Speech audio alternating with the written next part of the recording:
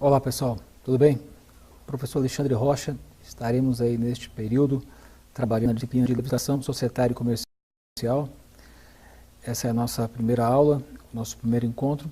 O objetivo é fazer a apresentação minha, um pouco da disciplina por meio do nosso plano de ensino e já fazer uma introdução sobre essa questão do direito comercial. Bem alinhado com o conteúdo do curso, com o que nós temos ali nas aulas 1, 2 e 3, mais ou menos. Em princípio, contatos que, caso precise entrar, se comunicar comigo, temos aqui o e-mail. Caso contrário, e é preferível, a gente aproveita o AVA, por meio dos fóruns, por meio dos nossos chats e coisas que possibilitam a gente estar com uma interação mais contínua. Mas sinto-se à vontade, quando quiserem fazer uma pergunta, um questionamento, eu estou à disposição. Alguns já, inclusive, têm participado do fórum de abertura, com boas-vindas, e com isso a gente está ali se conhecendo.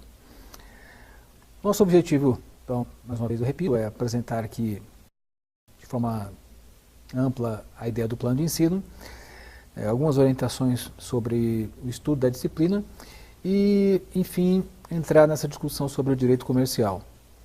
A gente vai ver aí um processo de transição do direito comercial para o empresarial, que é importante que tenhamos esse conhecimento. Isso tem modificado muito a discussão sobre as legislações das sociedades comerciais.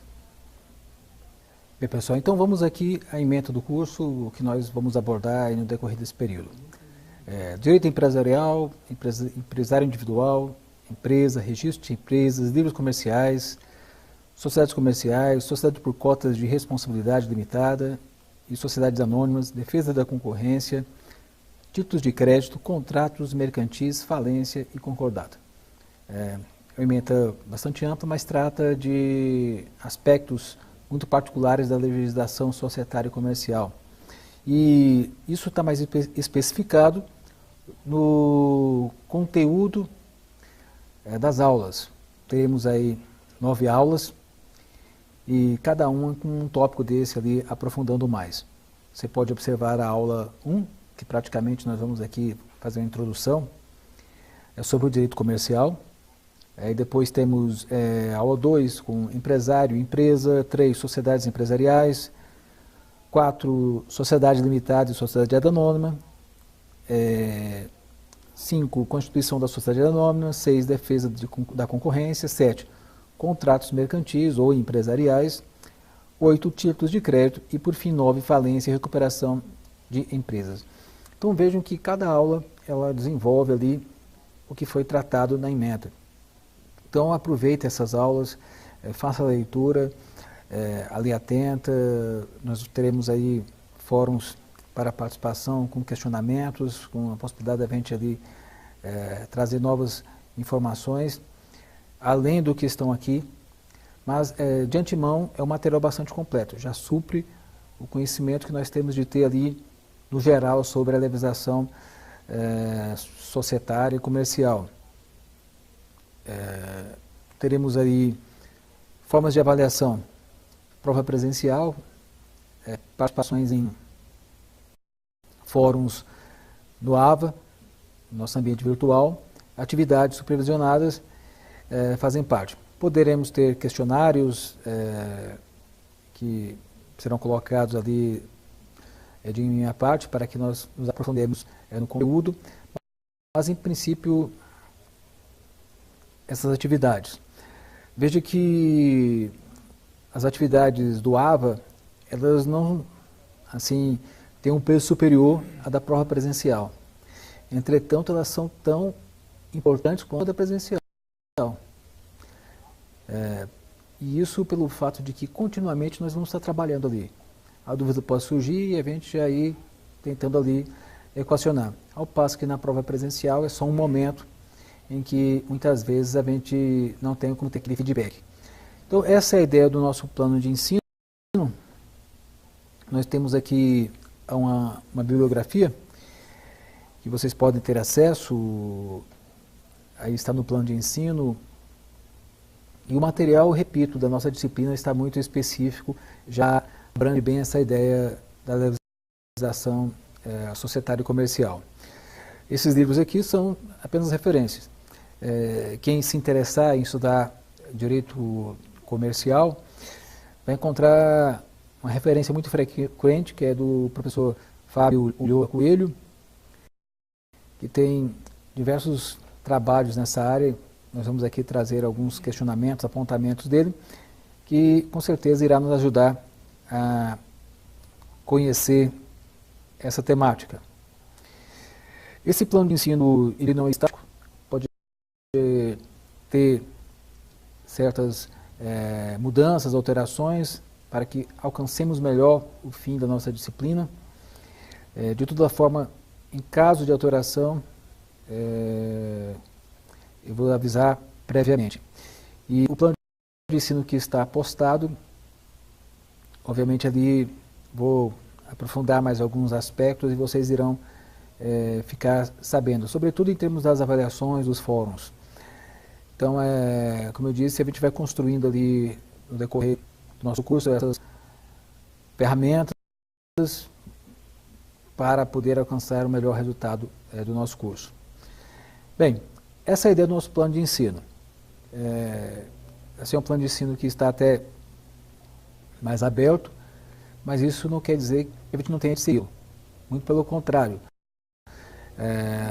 A gente vai ali inserindo, colocando situações, contextos, para, mais uma vez, eu repito, aprimorar o nosso conhecimento do tema da nossa disciplina.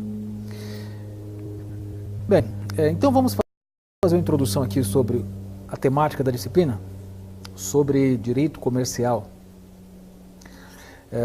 O porquê que a gente inicia com essa ideia de direito comercial dentro dessa disciplina de legislação societária e comercial? Primeiro, porque nós temos que especificar que essa dinâmica do mundo do comércio, do mundo das empresas, a gente vai ver aqui as diferenças, com o passar do tempo, com a evolução dos estados, dos mercados, também foi adquirindo contextos diferentes. Houve, se você observar, para a situação de uma empresa com relação ao que era um comércio do passado, é muito diferente. Então, essa evolução quer dizer que essa legislação não é estanque, ela é atualizada, ela é muito mais flexível, por exemplo, que uma legislação referente ao Estado, a instituições públicas de direito público. Aqui, no caso, que é o direito comercial, um direito privado, essa distinção é interessante a gente saber. De um lado, nós temos o direito público, que estabelece normas, regulações para instituições públicas, e geralmente esse direito público tem uma consolidação assim de um poder que emana sobre os demais. Então há uma certa desigualdade entre o poder público e os demais. Já no direito privado, não há essa figura de desigualdade. O direito privado se estabelece pela igualdade, pela nivelação dos entes. Então você vai pegar uma empresa de grande porte com uma empresa pequena, elas procuram ter uma certa relação de igualdade, embora eles tenham legislações diferentes. O que é o direito comercial? Para a gente ir ali introduzindo. Ou também chamar de direito mercantil. É um ramo do direito que encarrega da regulação das relações vinculadas às pessoas, aos atos locais e aos contratos do comércio. Asterisco aqui em atos, que a gente vai explicar atos comerciais, e a gente vai ver uma evolução para o direito empresarial por conta justamente desse conceito, ato comercial. Então, direito comercial é um ramo do direito privado que é marcado pelo conjunto de regras nas quais predominam a autonomia da vontade e igualdade, diferente do direito público. Isso é interessante. Repito mais uma vez. no direito público, o Estado, por exemplo, em tese, existe em relação a ele uma supremacia em relação aos demais. Já no direito privado, não existe essa supremacia de um em relação aos outros. Ele é tratado pela vontade e igualdade. É um direito, no seu aspecto, muito mais dinâmico, muito mais múltiplo para ser entendido. Então, quando a gente fala de direito comercial, são diversas relações, são diversos contextos a ser ali observado. Aí entra essa figura do ato comercial, ato de comércio. Entender essa expressão é muito interessante porque a gente vai ver a própria evolução do direito comercial até chegar ao ponto que nós hoje conhecemos, que é o direito empresarial. O que é um ato de comércio? É aquele praticado pelos comerciantes relativo ao exercício de sua atividade e aqueles considerados como tal pela lei em cada ordenamento jurídico. Então, o direito comercial, dessa forma, regula as relações decorrentes das atividades comerciais. Seria o direito comercial. Aqui ele regula atos de comércio. Atos de comércio como compra e venda, transações bancárias, são os casos mais típicos. Esses atos de comércios, ali, historicamente, nós podemos encontrá-lo na própria formação dos estados, nas construções dos estados, quando estavam ali delimitando o seu espaço de mercado, a sua conquista no mercado, tendo em vista que os estados, aí no passado eram grandes empresas, então eles tinham isso bem configurado. Mas, com o passar do tempo, essa ideia do ato do comércio foi sendo substituída por outros conceitos, por outras práticas, como nós veremos. Uma evolução prévia aqui do direito comercial. A gente pode observar a primeira etapa. Direito aplicável aos membros de determinada corporação dos comerciantes. Época do Renascimento comercial e no fim da Idade Média. Então, é uma etapa muito preliminar, onde já se procurava regular o ato de comércio.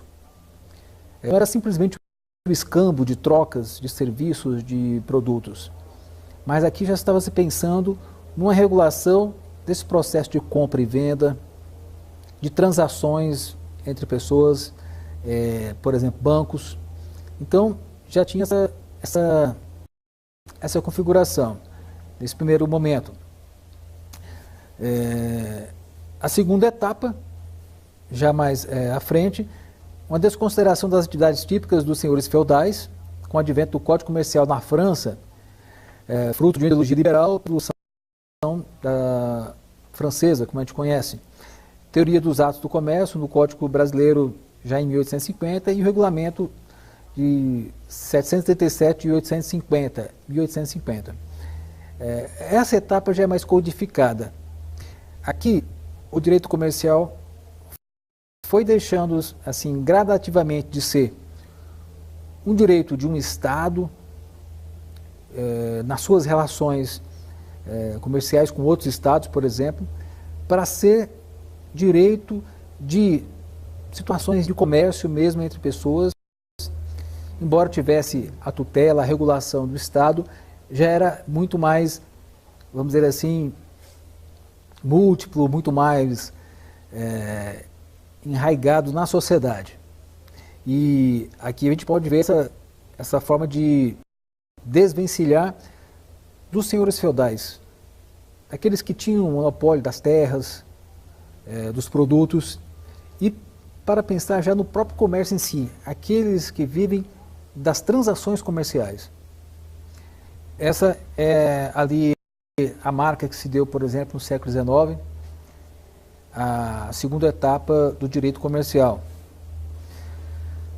A terceira etapa deixa de cuidar de determinadas atividades de mercancia e passa a disciplinar uma forma específica de produzir ou circular bens e serviços de uma forma mais empresarial. Uma ideologia fundada a partir da Segunda Guerra Mundial na Itália, ali nos anos 40. Essa etapa já entra num aspecto que nós conhecemos como uma teoria da empresa, vou explicar daqui a pouco o que significa isso.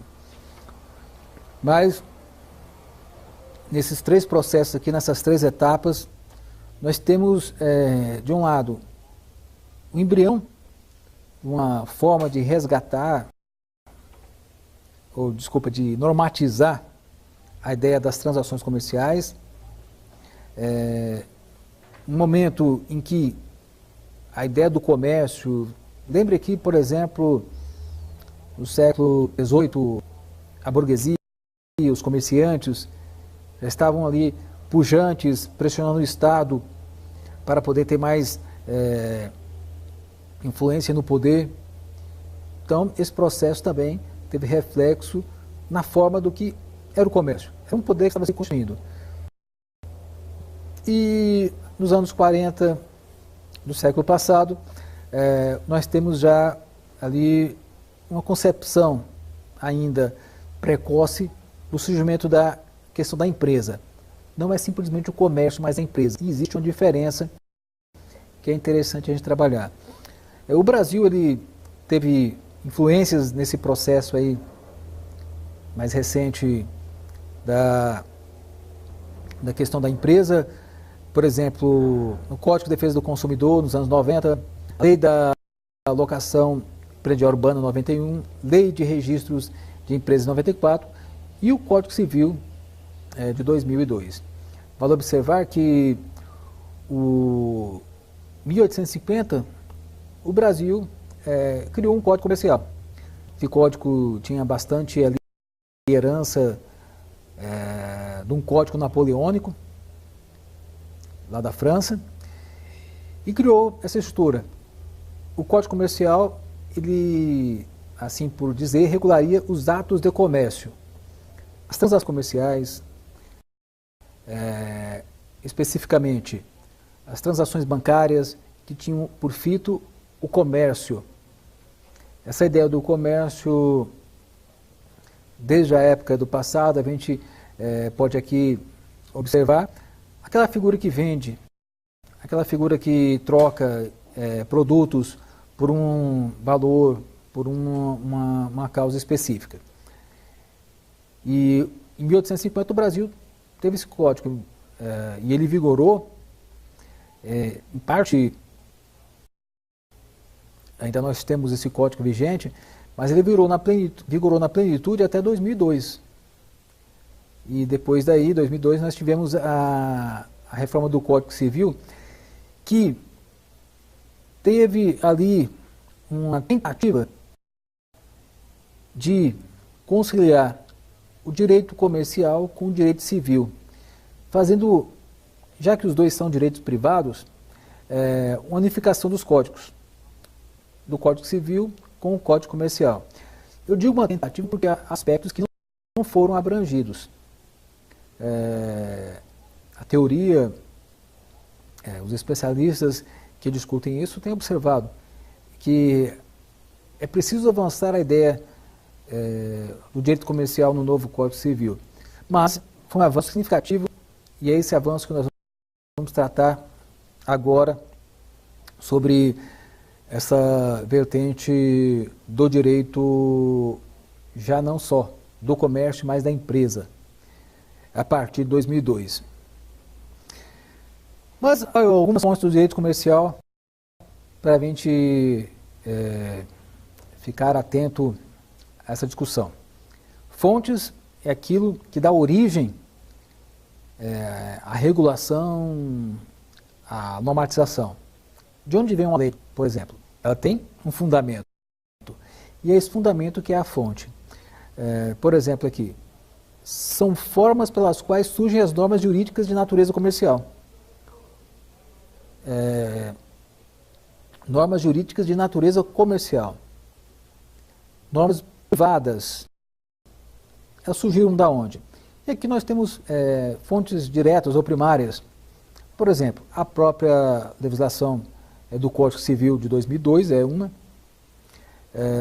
E nós podemos pegar outras aqui, por exemplo, como a Lei das Sociedades Anônimas, Lei de Registro de Empresas, Lei de Propriedade Industrial, Código de Defesa do Consumidor. Vejam que são fontes primárias e e até mais positivadas. Fontes de uma origem ali que se deu por meio do Estado. Então são fontes mais positivadas. Mas há fontes que não são necessariamente assim, são mais soltas, que seriam as fontes secundárias, que vêm pela analogia, costume, princípios gerais do direito. Não está inscrito ali, ou dentro de um... Você não vai encontrar essa inscrição ali dentro de uma lei específica. Mas comparar com outra norma, com outro contexto, e até, inclusive, pelo costume. E é interessante abordar esse costume, porque no âmbito do direito trata-se do costume jurídico. E não é qualquer tipo de costume. É um costume, aqui no caso do direito comercial, que tem a ver com as relações comerciais. Um exemplo muito típico dessa ideia de costume jurídico para o direito comercial é o cheque predatado. Aquela ideia de que a pessoa se compromete a fazer um pagamento a partir da emissão de um cheque. Veja que não existe uma norma regulando isso, uma lei, mas existe um costume e ele acaba sendo aceito. Hoje, com as modificações aí tecnológicas, o direito comercial está mais no nível da internet, até que essa prática entrou em desuso. Mas outras práticas, outros costumes estão surgindo. Mas também nós podemos pegar aqui o artigo 4 da Lei de Introdução às Normas do Direito Brasileiro, que diz o seguinte: quando a lei for omissa, o juiz decidirá o caso de acordo com a analogia, os costumes, os princípios gerais do direito. Então, veja que a própria legislação já permite que nós tenhamos fontes secundárias. Permite que, no caso ali concreto, um juiz, ao observar uma causa, se não encontrar uma lei específica, procure, por meio da analogia, dos costumes ou dos princípios gerais. Os princípios, pessoal, são fontes importantíssimas, pelo fato de que eles dão um norte. Eles não determinam o fim, mas dão um norte para que as coisas possam atuar. E como o direito comercial está ali no privado, é um direito muito mais plástico, muito mais maleável, a ideia do princípio ela é bem interessante. E vamos ver aqui alguns princípios do direito comercial. Vale a gente aqui colocar, princípios são ordens fundamentais de matéria, levando a certos direcionamentos de condutas. Veja que esses princípios são livres de hierarquia formal, diferente de uma lei. Cabe ponderar que nenhum princípio é absoluto, pois eles não são questionáveis em casos concretos. É por conta disso que nós temos que em situações podem se aplicar certos princípios e outros não. Mas os princípios são normas que orientam os juízes, o ordenamento jurídico, assim, na sua atuação. Mas e o comércio? Quais princípios nós podemos destacar? Vamos aqui tratar de alguns. Por exemplo, o princípio da função social. A empresa, pessoal, seja ela qual for, ela tem uma função social. O fim, obviamente, é obter o lucro por parte do que assume o risco, o empresário. Mas ela exerce uma função social, na medida que se relaciona com a sociedade, na medida que contrata pessoas.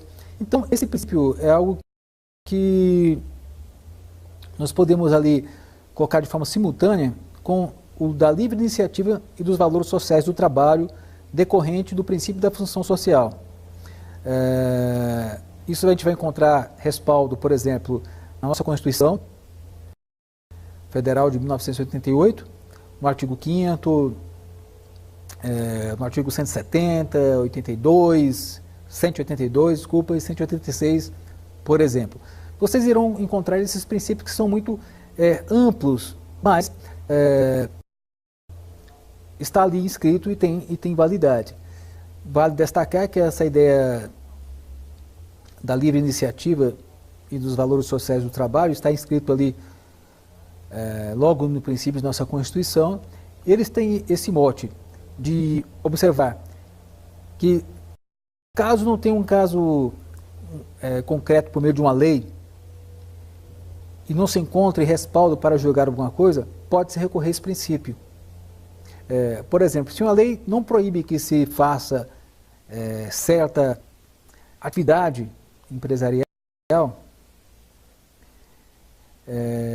a pessoa que assume aquilo não pode ser punida. Isso pelo fato de que tem livre iniciativa. Cercear essa livre iniciativa é algo problemático para a própria Constituição do Estado de Direito na sociedade. Então, o lucro do empresário, ele, nesse princípio, ele não fere os valores sociais do trabalho. Pelo contrário, ele corrobora, ele caminha no sentido de maximizar esses valores sociais do trabalho. Isso aqui é diferente na época, por exemplo, aí, da Revolução Industrial, em que as indústrias tinham os interesses independentes dos indivíduos. E tínhamos casos de até mesmo escravidão, de exploração de mão de obra. O interesse do empresário colidia com o do indivíduo. Hoje não. Existe uma harmonia dentro desse princípio da função social. A empresa, seja ela qual for, tem uma função social dentro do contexto da sociedade, tendo em vista que a empresa é o local em que ela está, ela não é algo alienígena. O princípio da livre iniciativa. Observe que esses princípios são assim, muito parecidos e até concomitantes. Veja, o princípio da livre iniciativa quer dizer o seguinte: o comerciante ou empresário tem liberdade de exercer sua iniciativa privada, desde que seja lícita. Algo que é proibido, a pessoa não pode desenvolver. Mas, se não tem proibição, ele pode desenvolver. É um princípio da livre iniciativa. É um princípio da liberdade mesmo de expressão da pessoa, até de empreender, visando benefícios econômicos de forma individualista, no caso do liberalismo, ou para seguidores do capital, ou um meio de produção do lucro comunitário, como a ideia do comunismo. A gente encontra isso aí na Constituição Federal também, no primeiro, artigo 170, temos essas questões. É a base da ordem econômica, em conjunto com a valorização do trabalho e que o desempenho da atividade econômica. Essa é assim, a mola mestra da ideia do empreendedorismo, da livre iniciativa. De um indivíduo aproveitar, explorar o mercado por meio da livre iniciativa, desde o formalista, ele não tem impedimento. E veja que esse princípio, mais uma vez, igual aquele exemplo que eu coloquei há pouco, a pessoa quer empreender, não há nenhuma lei impedindo, ele pode assumir o risco desse empreendimento. Então, a livre iniciativa é um dos princípios do direito comercial. A liberdade de competição, a ideia da livre concorrência. Veja que esses princípios, eu mais uma vez repito, estão ali assegurados na Constituição. Esse artigo 170 da Constituição é muito amplo, trata, em geral, desses princípios. Essa livre competição é a manifestação do princípio da liberdade de iniciativa que nós vimos anteriormente. Liberdade de competição, de explorar o mercado, competir com os outros, e essa competição ali, ela não é prejudicial, muito pelo contrário, é saudável, porque pode gerar melhores produtos, afinal de contas. O professor Ulloa Coelho coloca: obrigação de liberdade de concorrência se assenta a obrigação de lealdade na competição. Discorre sobre a importância dos efeitos na prática empresarial para a verificação e concorrência abusiva. Olha, se você tem a liberdade de concorrer, você tem uma certa obrigação de competir com lealdade. É fato. Imagine só se você tem a liberdade de concorrer, mas não quer que outros tenham. Então, esse processo vale para um, vale para todos, tendo um ambiente de competição, que, no fim das contas, para a ideia do mercado, gera melhor resultado. Outros princípios, são vários, recomendo que vocês possam vê-los aí no nosso material, podemos explorar mais outros aí, mas a título de exemplo eu vou colocar autonomia privada,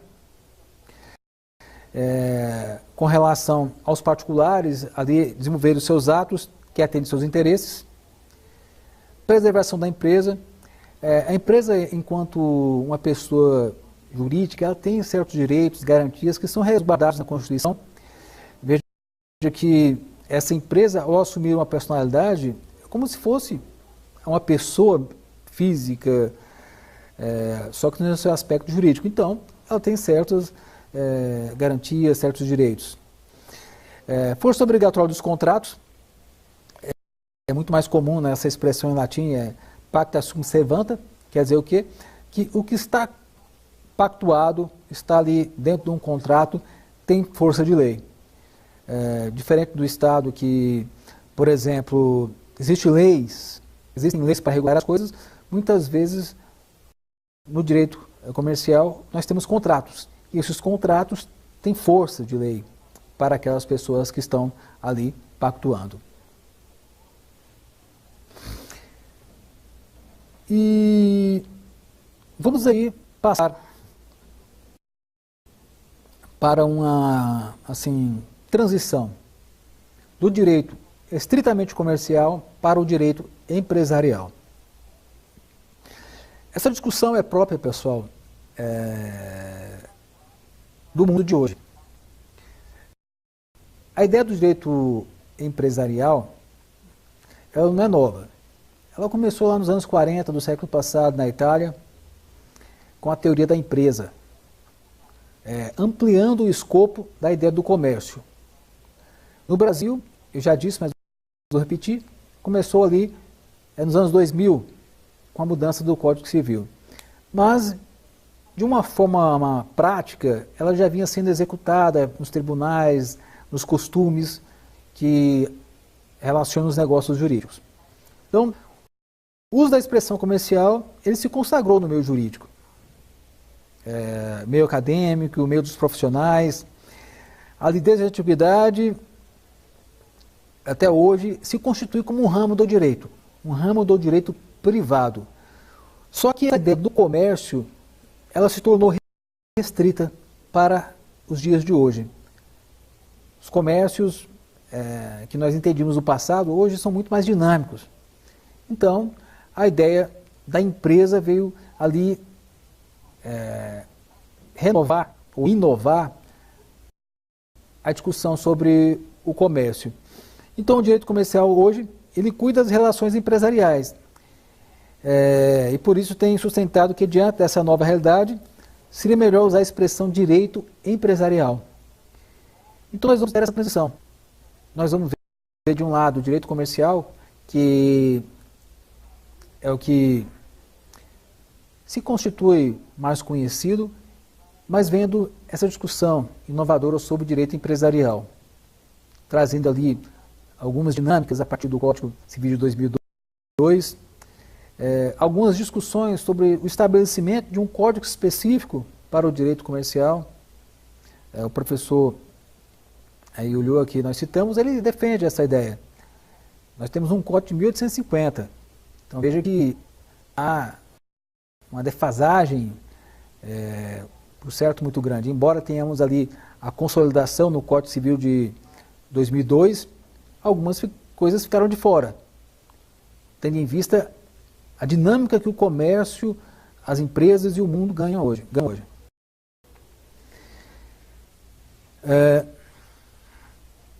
Então, o direito comercial passa a ser o direito das empresas. Qualquer ato praticado, seja pela compra, venda ou troca, que fosse praticado por um comerciante, seria encarado como um ato comercial. Esse é um fato.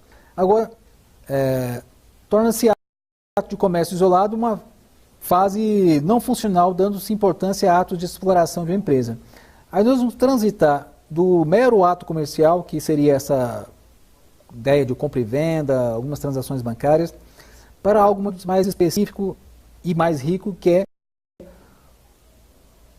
não o ato comercial, mas sim o empresarial.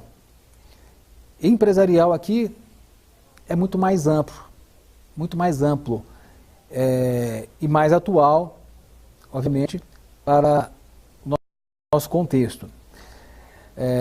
Visa regular o direito das empresas. O direito brasileiro afasta-se definitivamente, então, ali dessa ideia, em 2002, do direito comercial, o ato comercial, para a discussão da teoria da empresa no nosso ordenamento jurídico. Aí entra um conceito, por exemplo, da empresabilidade, para dar uma maior dinamicidade à ideia do regime jurídico comercial. Esse processo, pessoal, quando a gente pensa em empresa, a gente está vendo o seguinte: o comércio, ele, por exemplo, deixava de fora a ideia de um profissional liberal, deixava de fora setores agrícolas, setores que transacionam bens imóveis. Imagine só isso no nosso mundo de hoje, no meio das transações da internet. Nem se fala. Quando veio a ideia da teoria da empresa, mostrou o seguinte: olha, toda empresa realiza um comércio, obviamente, mas existe muito mais na empresa do que no comércio. Então, tem diversas atividades que são empreendidas, que geram um certo conceito de empresa, que não estão abrangidas no direito comercial por meio do ato de comércio. Então, veio a atualização. Como eu disse, em 2002, o Código Civil tentou unificar o Código de Direito Comercial com o Código Civil, formando um conjunto de direito privado. Aí você pega o Código do Consumidor, por exemplo, também se junta a isso. O que quer dizer em relação a esse novo entendimento dado a partir do Código Civil de 2002? A figura do empresário. E essa figura do empresário é muito maior do que a do comerciante. Não em termos de tamanho, viu? Mas sim de possibilidades de empreender. O que seria esse empresário? É aquele que exerce profissionalmente a atividade econômica organizada para a produção ou articulação de bens ou serviços. Isso aqui está no nosso código. E vamos destacar alguns pontos desse conceito. Exerce uma atividade profissionalmente, não é de forma amadora. Ele se profissionaliza, ele conhece, ele se desenvolve nesse aspecto. Então é algo esporádico. Profissional já quer dizer algo mais seguro. Alguma atividade econômica, pode ser ela qual for, desde que lícita. Então, ele exerce profissionalmente uma atividade econômica de forma lícita, para a produção e circulação de bens e serviços de uma forma organizada. Isso exige um certo respaldo de uma estrutura por trás, de contratar pessoas, de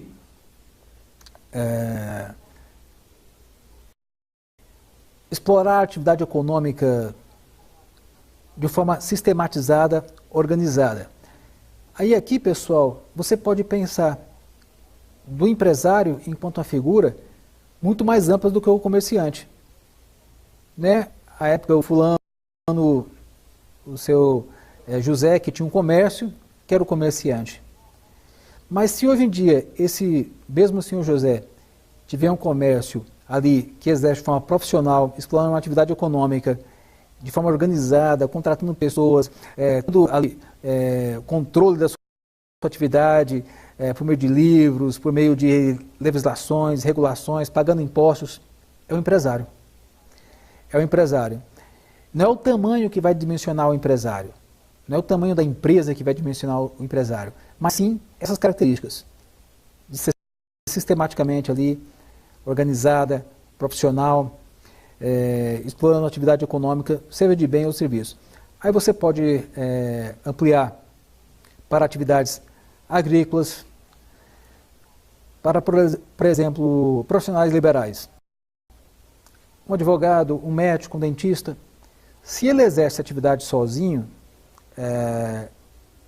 ele não adquire um caráter de empresa.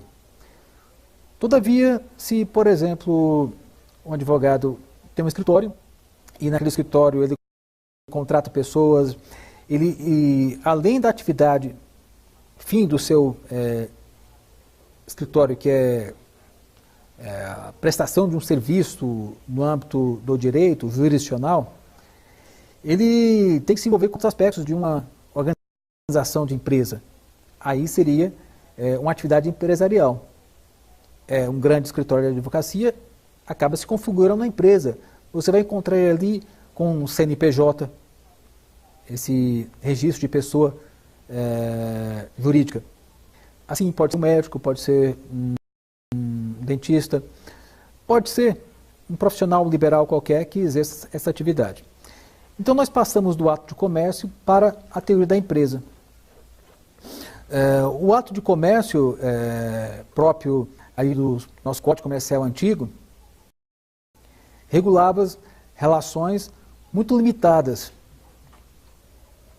Hoje, com a teoria da empresa, nós temos uma amplitude de possibilidades para entender o que é a atividade de empreender, de empreendedorismo.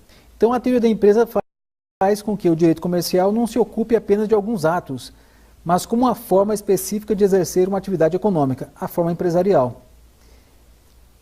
Se você imaginar uma pessoa que ela está ali trabalhando, por exemplo, na rua, vendendo picolé na carrocinha, ele não necessariamente é um empresário. Às vezes a atividade dele ali é esporádica, não existe uma regularidade, não existe uma organização. Existe aquela atividade que ele faz. É mais um comércio. Agora, se essa pessoa, para vender picolé, tem uma estrutura por trás, tem outros carrinhos de picolé, que tem outras pessoas que trabalham para ele, e assim ela se profissionaliza naquilo, fazendo picolés de diversos sabores e coisas assim, a gente vai observando uma sistematização, uma organização, aí já parte para a empresa. Aí eu repito, não é o tamanho, não é o objeto ali que está sendo trabalhado, mas sim a matéria, a forma como é que é organizada. Então hoje é muito comum vocês observarem aí nas ruas esses carros de comida, fast food. Geralmente você vai encontrar ali por trás um CNPJ, uma sistematização, uma organização. Aquilo ali é uma empresa, para os conceitos de hoje. Muitas vezes era um comércio no passado, hoje em dia é uma empresa. Então essa teoria da empresa, a partir do Código Civil de 2002, tem alguns diferenciais. Aqui nós podemos colocar a necessidade de se verificar se a atividade explorada pelo comerciante era um ato comercial, um ato civil. Para se defini-lo, era o que tinha no passado. Uma sociedade agrícola, mesmo que tivesse toda ali uma sistematização com compra e venda, não seria enquadrada nisso. Mas hoje não. Esses mecanismos não são mais só atos comerciais, mas sim empresariais. Deixaram de ser simplesmente comerciais, repito, para ser empresariais. Então, o ato empresarial, dentro da teoria da empresa, ali procura, com critérios de identificação do empresário, a forma de organização dos fatores de produção em relação ao capital, ao trabalho, aos insumos e às tecnologias. Para o exercício da atividade econômica com a finalidade de produção e circulação de bens e serviços. Então veja que a natureza em si não importa, mas o que está em jogo é a forma. Aquela questão que se o empreendedor, independente do ramo, obtém uma forma como essa de organizada, sistematizada, profissionalizada, com o fim específico de alcançar ali a exploração do mercado de trabalho, seria uma empresa, independente do que ele está explorando. Então, a teoria da empresa no Brasil, só para a gente ficar bem claro, ela entrou em vigência a partir do Código de 2002, Código Civil. Em 2003 que ela passou a vigorar. Ela revogou parte do Código Civil de 1850 no que se refere aos atos de comércio. Esse código continua ainda em vigência em outras partes. Há uma discussão da doutrina, que se criar outro código, inclusive há projetos tramitando no nosso Poder Legislativo Federal com esse objetivo. Assim, o direito empresarial não está mais restrito ao comerciante, porém mais amplo, com caráter dinâmico, cosmopolita e inovador. Essa é a ideia do direito empresarial. Então vejamos, é nesse bojo que nós vamos trabalhar. A legislação comercial e societária, primeiro no seu contexto histórico, observando como nós evoluímos de meros atos de comércio, do direito comercial ali do passado, até chegar a essa discussão sobre teoria da empresa, sobre o direito empresarial. E com esse aspecto muito mais dinâmico, cosmopolita e inovador. Vamos aí, sempre que possível, observar aspectos de nossas legislações, confrontando com as novas dinâmicas. Você pega, por exemplo, esse Código Civil de 2002, já foi inovação trazendo a questão da teoria da empresa, mas ficou de fora, por exemplo, a discussão sobre o comércio eletrônico, o comércio por meio da internet, das redes sociais. Então veja que até esse próprio código recente já está desatualizado em alguns setores. Aí entra, por exemplo, algumas práticas como de costumes jurídicos para regular essas coisas, até que se surja uma legislação, quizá um código atualizado de comércio e que contemple especificamente essa ideia da teoria da empresa. Mas, de toda forma, o Código Civil ele foi muito feliz, em 2002, ao fazer essa unificação, de um lado, do direito comercial e do direito civil. Já que os dois são direitos privados e trabalham em situações muito próximas, poderiam ser tratados de forma unificadas. Assim foi feito na Itália nos anos 40 do século passado, com a teoria da empresa, e assim o Brasil trouxe de forma específica no Código de 2002. Embora, repito, ele já tenha sido praticado ali na nossa prática jurídica há um tempo. Bem, e com isso, pessoal, nós encerramos esse conteúdo de hoje. Vimos aí o plano de ensino, vimos essa introdução sobre direito comercial.